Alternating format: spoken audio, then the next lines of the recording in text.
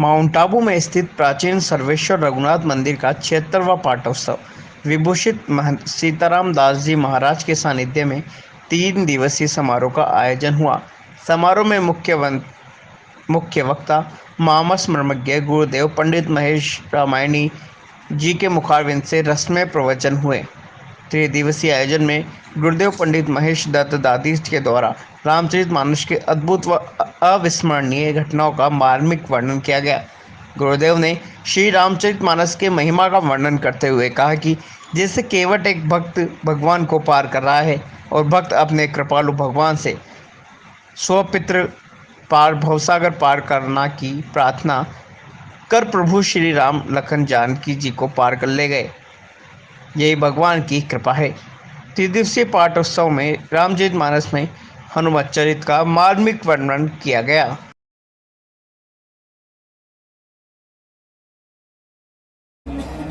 मैं अधिक तो नहीं कहूँगा। इस मानस की सर्वप्रथम रचना किसने की? भगवान शिव। रचि महेश निज मानस राखा। महेश ने इसको अपने मन में रखा है। मन स्वांतम हृत मानसम मन।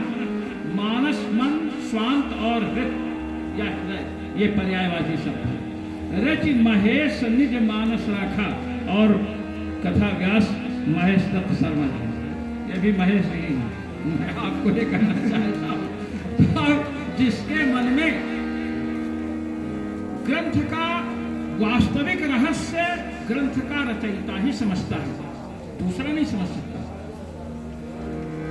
आप उनके भाव को प्रस्तुत करेंगे। आपसे हमारा कई वर्षों से संबंध है और आपके समीप जाकर के हमने हनुमान जी की आराधना सीखी है। मैं स्पष्ट बता देना चाहता हूं आप लोगों को, आप श्री विद्या के समुपासक और हमारे यहाँ साधकों में होता है सबसे बड़ी बात कि आपके पास कोई जाता है तो जल्दी सिखाते नहीं, परीक्षा लेते हैं। परीक्षा लेते हैं, परीक्षा में उत्तीर्ण हो तब सिखाते हैं, और नहीं तो कई लोग 10-10 साल से जाते हैं। एक ने कहा कि ये तो आए, आप तुरंत बता दिए, हम लोग 10 साल से आ रहे हैं। कहे तो आप लोग सिद्ध बनने आते हो, ये मंत्र बता दीजिए, इसको जब कर सिद्ध हो जाए, ये जब आप बता दीजिए तो हम अपनी डायरी दे देते हैं तुम लोगों को, तो तुम सिद्ध बनो। ये तो जिसके लिए आए हो। इसलिए हमारा आपके प्रति प्रगाढ़ प्रेम है। श्री हरिशंकर दास जी महाराज वेदांती जी हमारे बाल्यकाल के मित्र है तो जादू है तेरा, तो हसन तेरा हंसना औरों का मरण, जी जाना हाथ से धोना। इंग्लैंड में हुए क्या रे? महापुरुष हो सकते हैं पर भगवान तो कृपा भारत पर ही करते हैं। नहीं, भारत भगवान पर कृपा करता है। ये श्रीमद् भागवत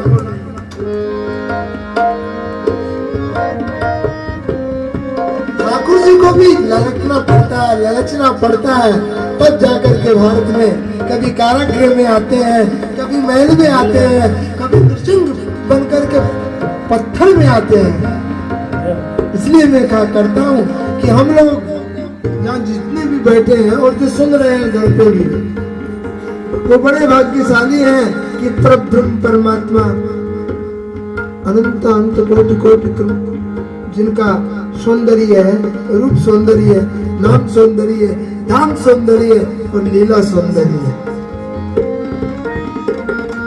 मैं कहा करता हूँ, ये तो ठीक है, महाराज जी ने हमको थोड़ा संकेत दिया, कोरोना की वजह से हम बड़ा कार्यक्रम नहीं कर रहे हैं। मैंने कहा नहीं महाराज, भगवान करे इतना छोटा ही रहे। क्यों? भीड़ तंत्र से क्या काम? भीड़ तंत्र से काम नहीं होता। रामचरितमानस के 4 घाट पे 4 वक्ता 4 श्रोता ही है। रामचरितमानस में 4 तो घाट है और 4 ही श्रोता है, 4 ही वक्ता है। इसलिए भीड़ से फिर कथावाचक का मस्तिष्क बुद्धि मलिन हो जाती है कि अच्छे लोगों को सुनाओ कि भीड़ को सुनाओ। अस्तु ये जलवायु खास है, आम नहीं। ये जलवायु खास है, आम नहीं। नीरस निगाहों का यहाँ काम नहीं। इसलिए आप लोग इतने सौभाग्यशाली हैं, और मैं तो ये कहा करूंगा, ऐसे भारत के मूर्धन्य विद्वान, न्याय शास्त्र के ही नहीं, उपासना के, व्याकरण के, साहित्य के, कभी न्याय के होने से कभी कभी शुष्क हो जाते हैं। फोन ही नहीं करते। मैंने कहा महाराज जी फोन आशीर्वाद नहीं हुआ, क्योंकि न्याय शास्त्र वाले जरा शुष्क ज्यादा होते हैं।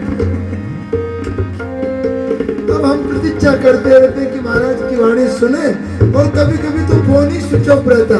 स्विच ऑफ तो नहीं रहता ही है, वो बोलता है कि वो क्या बोलता है अंग्रेजी में, आउट ऑफ कवरेज। तो फिर दुखी होकर के फिर इनका फोन आता है, हृदय गदगद हो जाता है। मैं तो कहूँ श्री रघुनाथ मंदिर के ऐसे विद्वत वरेण्य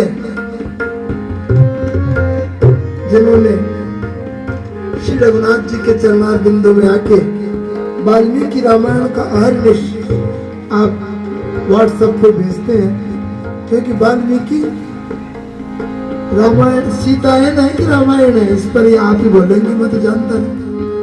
देखा जाए तो रामायण नहीं है, वाल्मीकि सीता है ना। रामायण रामायण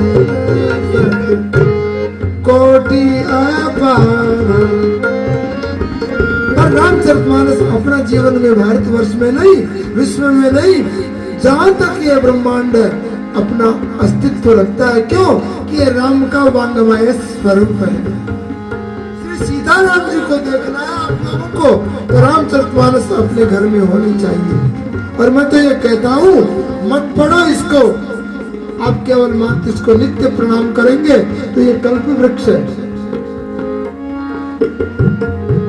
रामचरितमानस कल्प वृक्ष है, और इतनी प्रिय है भगवान शंकर को, तो इतनी प्रिय है कि कई नौकर के अंदर इसको छुपा के रखा। पर जब दूजवर है बाबा जी, दूजवर है, आज फिर कहते महायोगी है, अरे दूसरा विवाह कर लिया, योगी है कि भोगी है? हाँ,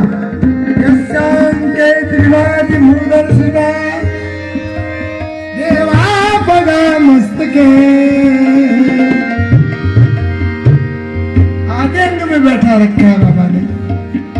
इसलिए सौंदर्य रैली का पहला श्लोक, शिवा सत्यायुक्ता, शिव और शक्ति के साथ ही भगवान शिव की उपासना होनी चाहिए।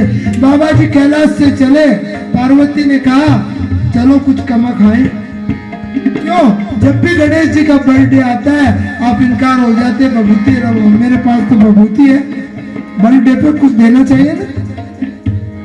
गरीब से गरीब भी अपने बच्चों को देते हैं। चलो अब आएगी गणेश चतुर्थी, गणेश जी को देना पड़ेगा। कहाँ चले? काशी चलो, काशी में अपन कमा खाएंगे। तो पार्वती दोनों निकल पड़े, काशी आ गए। बाबा जी ने कहा क्या करूं? तो धंधा क्या करूं? कि धंधा ही करो, इससे कुछ प्राप्त हो।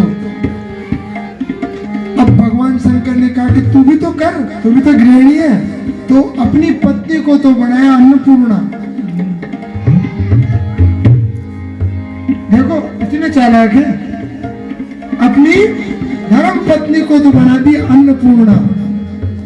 फिर कहा गणेश से तू भी कुछ काम कर, प्रथम पूज्य बनाया गणेश को, और देवताओं का सेनापति बना दिया षडानंद जी को, और खुद मणिकर्णिका घाट के ऊपर काशी मुकुट हे धूप देसु महामंत्र जो जपत येसु। मणिकर्णिका घाट पे यही धंधा करते हो, मुर्दे में जान फूंक देते हैं। राम मंत्र का, षडाक्षर मंत्र का जब वो देते हैं, क्योंकि महामंत्र है, महामंत्र 3 मंत्रों की चर्चा है मानस में। मंत्र मणि विषय ब्याल के, ये मंत्र है। और मंत्र राज नित्य जपहु तुम्हारा, वो मंत्रराज है। और महामंत्र जो जपत महेशु, क्या रहस्य मानस का। मंत्र भी है, महामंत्र भी है। और मंत्र आज में तो आप लोग समझते हो, हम तो अपना मंत्र जप लेते राम राम राम। अस्तु, अगर इन रहस्यों को आपको लेना है और अपने जीवन को सार्थकता करनी है तो रघुनाथ से जुड़े रहो। रघुनाथ पीठाधीश्वर से मैं आपकी चर्चा बढ़ाई नहीं कर रहा हूँ, जो है जो कहता हूँ मैं। हाँ, मैं तो ये कह रहा हूँ कि आप ऐसे संत से जुड़े जो कुलीन भी हो और विद्यावान भी हो, संस्कृत सुसंस्कृतिज्ञ भी हो और उपासक भी हो। इनका स्वभाव बड़ा बाल है। मैं तो इनसे बहुत खुला हूँ। पहले मेरे पास आप पधारे, मैं अति धन्य हुआ। इनका महाराज जी मेरे को आदेश कर देते तो मैं उपस्थित हो जाता, क्या मुझे ही आना था। मैंने कहा यार संत है, पहले आए अपन, इनकी दिनचर्या, इनका रहन सहन, इनका भोजन प्रसाद का जानते नहीं है। तो इनका इतना स्वभाव, इनका महाराज जी आपका भोजन कौन क्या बनाएगा, हमारा तो गृहस्थ है।